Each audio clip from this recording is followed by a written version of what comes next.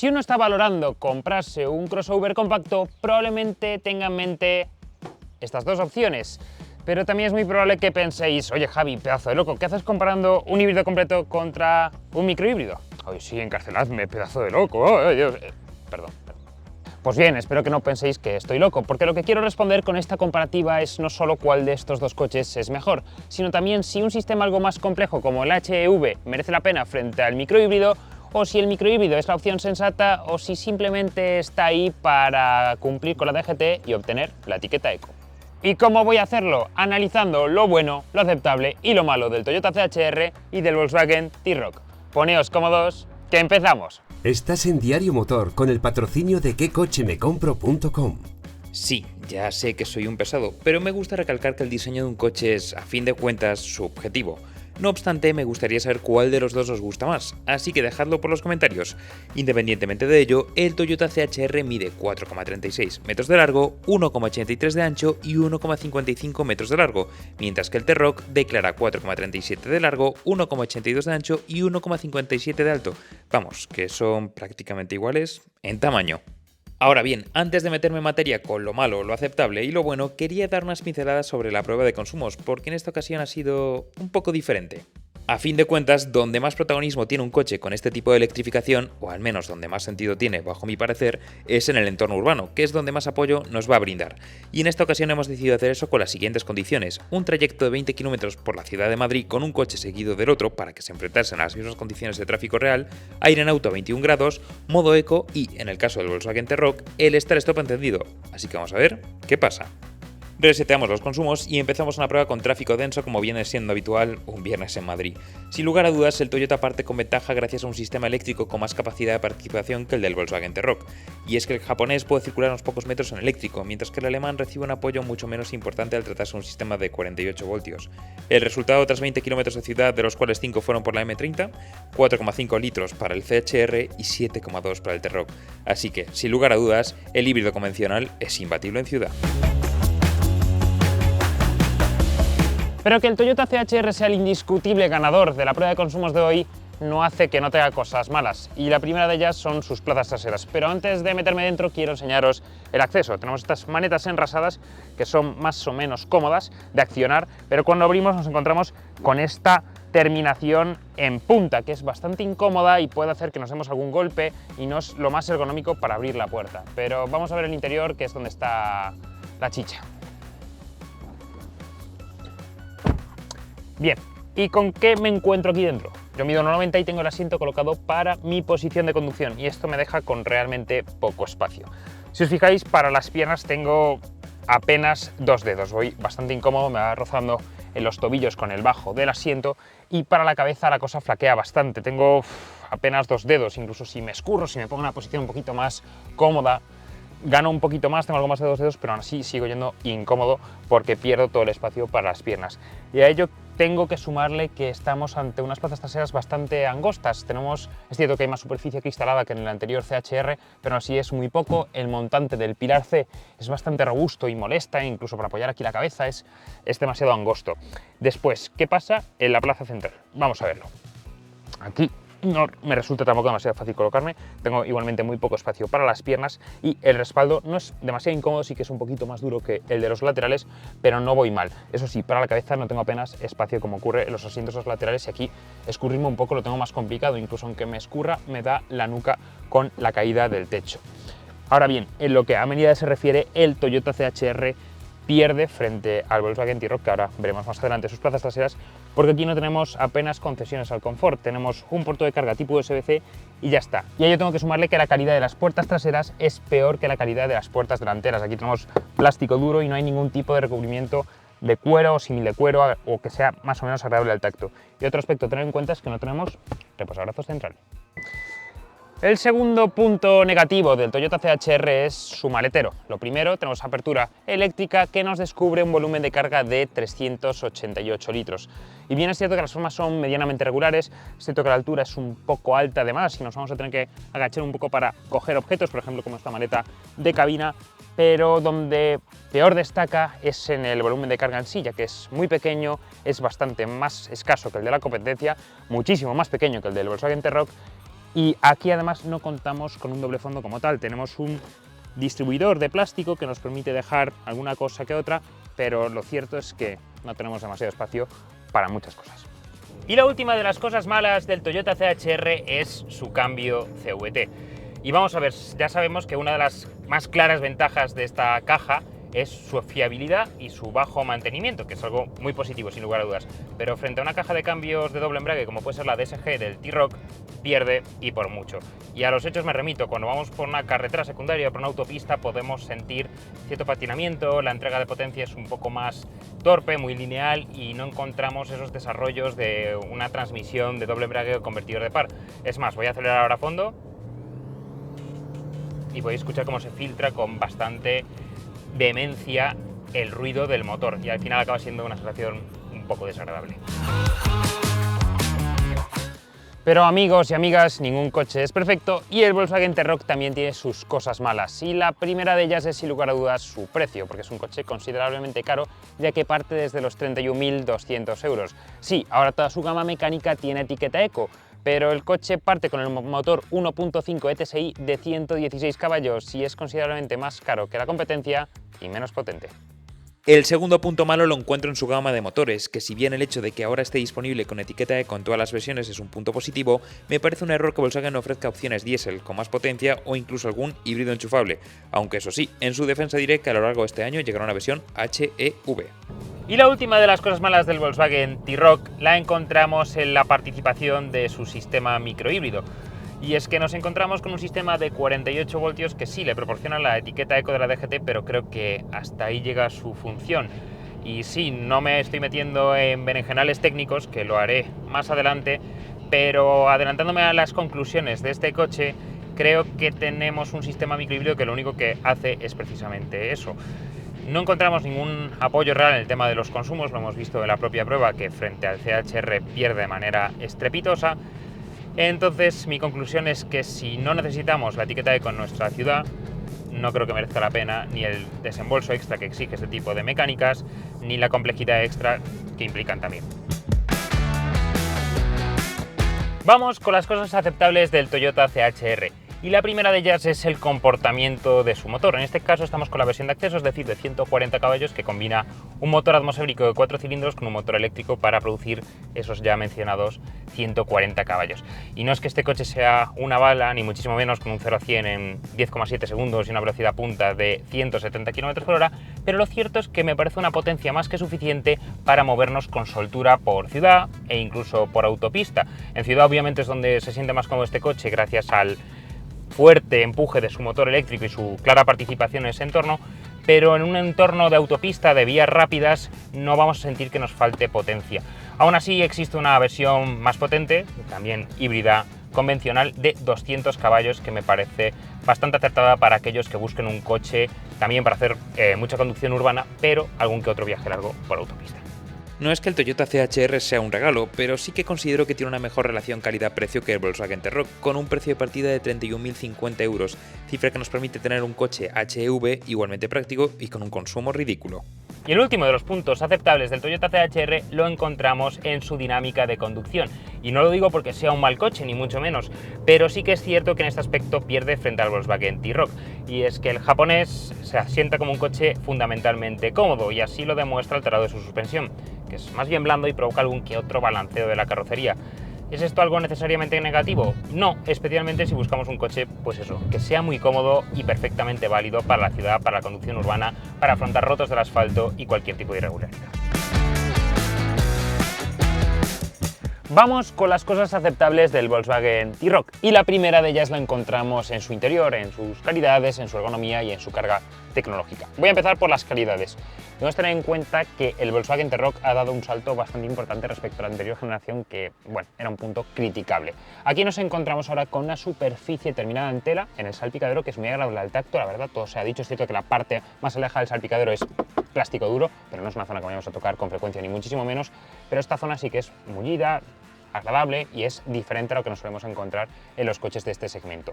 La parte intermedia nos ofrece un plástico blando, también bastante agradable al tacto, pero más importante que todo esto me parecen sus ajustes, que han mejorado considerablemente, como ya he mencionado. Aquí, aunque apriete con fuerza, no escucho ningún crujido ni no veo ningún tipo de movimiento. Ocurre lo mismo en la consola central, que tiene un muy buen empaque, pese a que todo es plástico duro, puro y duro. Pero entonces, ¿por qué digo que es un punto aceptable de este coche? Pues bien, porque aquí nos encontramos con una pantalla de 12,9 pulgadas, que es el tamaño máximo que puede ofrecer esta pantalla en el Volkswagen T-Roc, pero que no tiene ningún tipo de mando físico, y eso me parece un punto negativo. Seguimos teniendo este botón táctil sin ningún tipo de respuesta áptica para la temperatura o para subir y bajar el volumen, y aunque bien es cierto que la pantalla es muy fluida, es bastante fácil de utilizar y muy intuitiva, me falta ese punto. Sí que es cierto que tenemos en la consola central una ruleta con diferentes funciones para bajar o subir el volumen o cambiar los modos de conducción, pero ya está, no tenemos nada más, y me parece un error por parte de Volkswagen, ya que marcas como Skoda sí que ofrecen esta misma solución de una forma más inteligente y mejor resuelta, como ocurre en el Kodiaq o en el Skoda Superb, que tenemos aquí 3 diales con diferentes funciones y que podrían haber aplicado aquí sin ningún tipo de problema.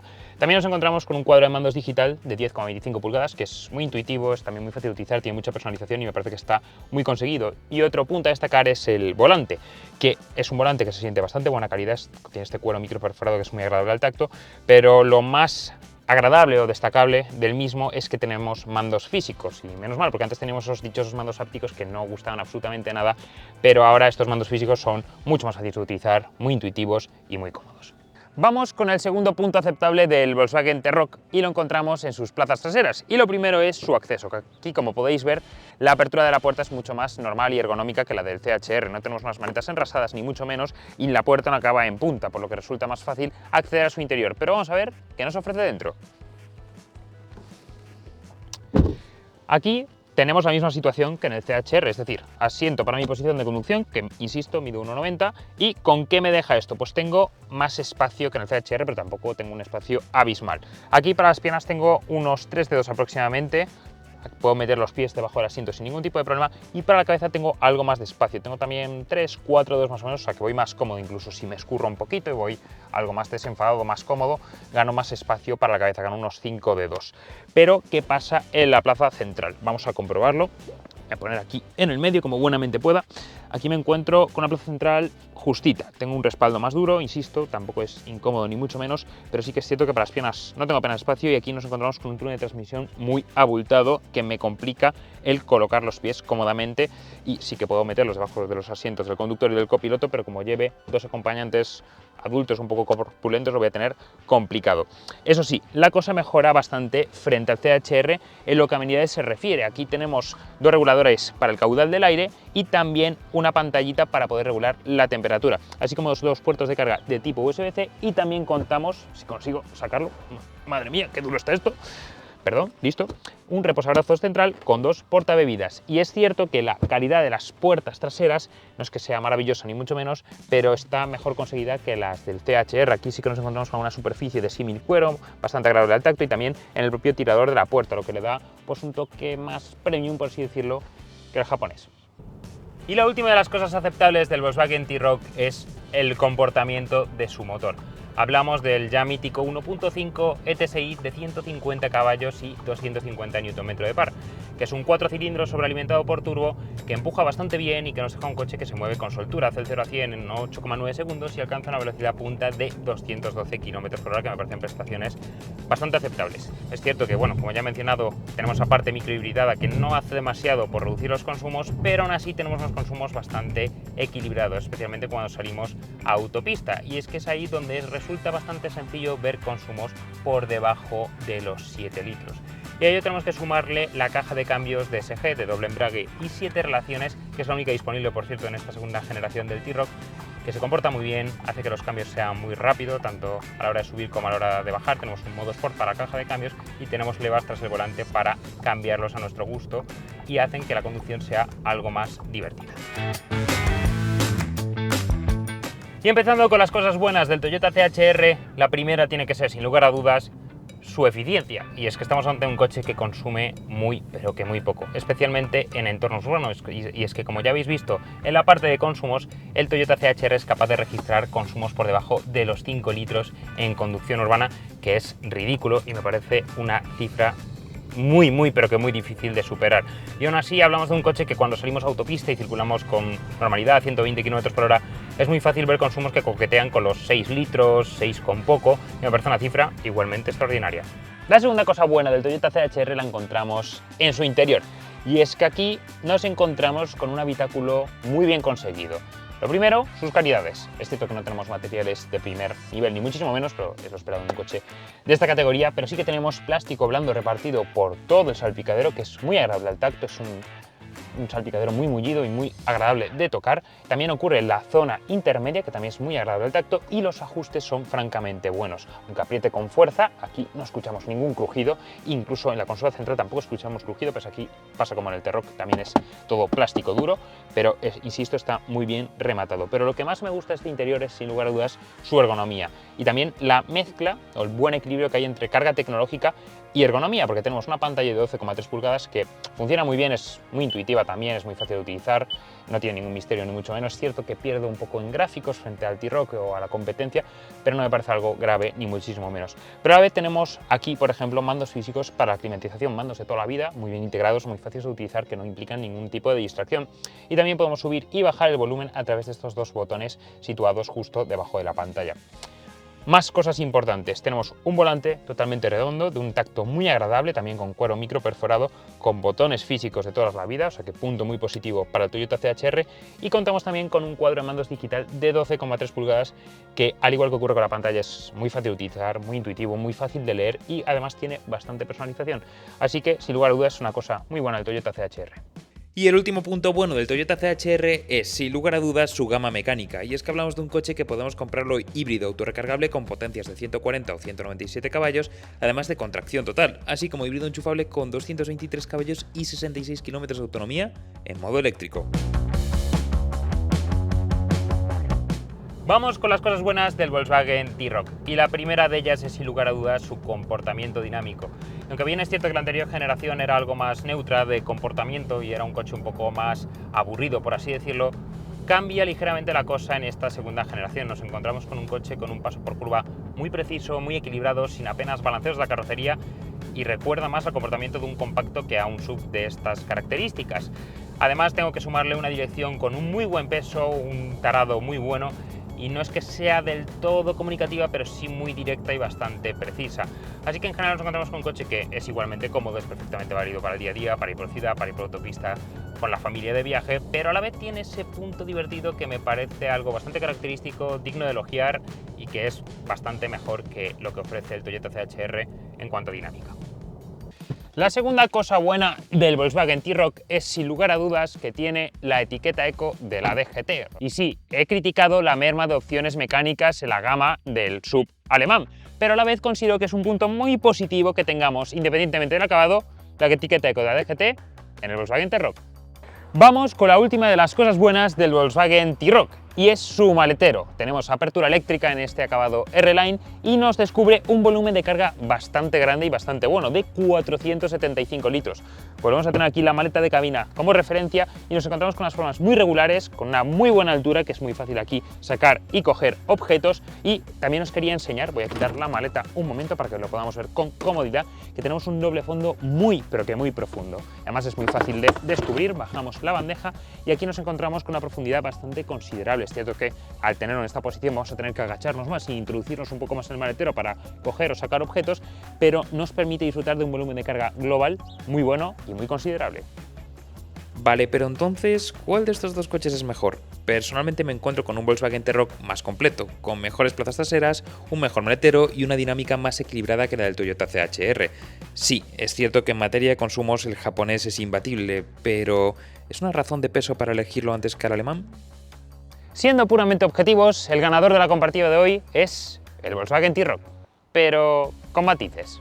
A fin de cuentas hablamos de un coche con mejores plazas traseras, mejor maletero, mejor dinámica y mejor carga tecnológica. Y aunque bien es cierto que el sistema microhíbrido no es ni la mitad eficiente que el híbrido completo del Toyota, ante los ojos de los políticos, tanto el T-Roc como el CHR tienen las mismas ventajas.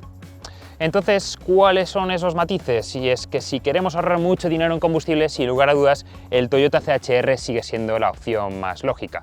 Sí, la diferencia de precio entre uno y otro es ínfima, pero con el CHR nos llevamos un coche mucho más completo por su sistema híbrido y también más potente. Así que en mi caso personal, y pese a las desventajas del japonés frente al alemán, elegiría este. Pero quiero saber qué haríais vosotros. Dejadmelo en los comentarios, suscribíos al canal si os ha gustado, dadle un buen like y nos vemos en el próximo vídeo. ¡Hasta pronto!